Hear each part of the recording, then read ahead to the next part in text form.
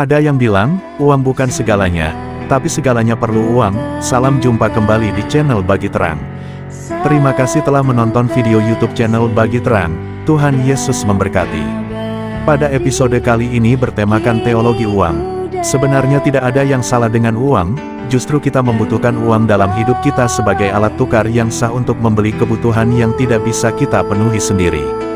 Dengan uang, kita juga bisa menolong orang lain yang membutuhkan. Namun di dalam dunia yang telah jatuh dalam dosa ini, segala sesuatu yang awalnya baik bisa jadi disalahgunakan. Topik uang banyak dibahas di Alkitab di dalam lebih dari 2000 ayat, dan bahkan perumpamaan dalam pengajaran Yesus lebih banyak menyinggung masalah uang.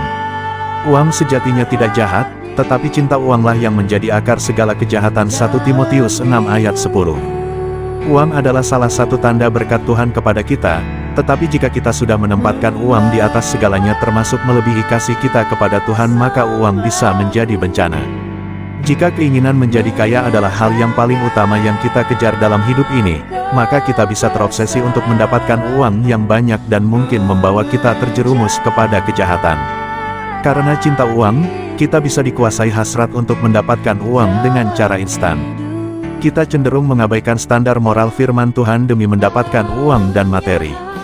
Uang yang banyak pun dapat membuat kita menjadi tamak, sombong, dan narsis.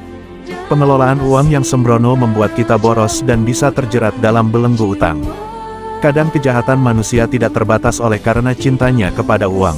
Oleh sebab itulah, ada baiknya kita belajar sedikit tentang teologi uang. Hal ini dapat mengubah pola pikir dan tindakan kita yang berkaitan dengan uang.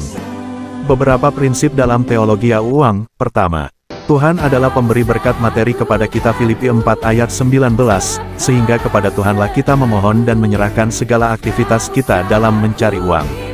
Kedua, Tuhan adalah pemilik segalanya termasuk uang yang ada pada kita. Mazmur 24 ayat 1, dan kita hanyalah pengelolanya. Oleh karena itu cara kita membelanjakan, menabung atau menginvestasikan uang mesti mengingat bahwa uang itu adalah titipan saja dan kita mesti bertanggung jawab kepada pemilik aslinya. Ketiga, semakin banyak uang yang kita miliki, mestinya kita semakin murah hati dalam memberi. Kisah Para Rasul 20 ayat 35. Keempat, hidup kita tidak bergantung pada banyaknya uang. Lukas 12 ayat 15:12 Uang bukanlah ukuran kebahagiaan hidup kita. Raja Salomo menemukan sumber kebahagiaan, takutkah akan Tuhan dan pegang perintahnya. Pengkhotbah 12 ayat 13. Dalam khotbah di bukit, Tuhan Yesus meminta kita untuk menjaga hati terhadap harta dan kekayaan karena di mana harta kita, disitulah hati kita berada. Harta orang Kristen yang sejati adalah Kristus, kepadanya kita menaruhkan hati dan tindakan kita termasuk soal uang. Marilah kita bekerja dengan rajin untuk mendapatkan uang, menabung dan menginvestasikan uang dengan bijaksana, membelanjakan uang dengan efisien, dan memberi sebagian uang kita dengan hati yang gembira untuk mendukung pelayanan dan menolong orang lain. Sampai jumpa kembali di episode Bagi Terang berikutnya. Tuhan Yesus memberkati, tetap semangat.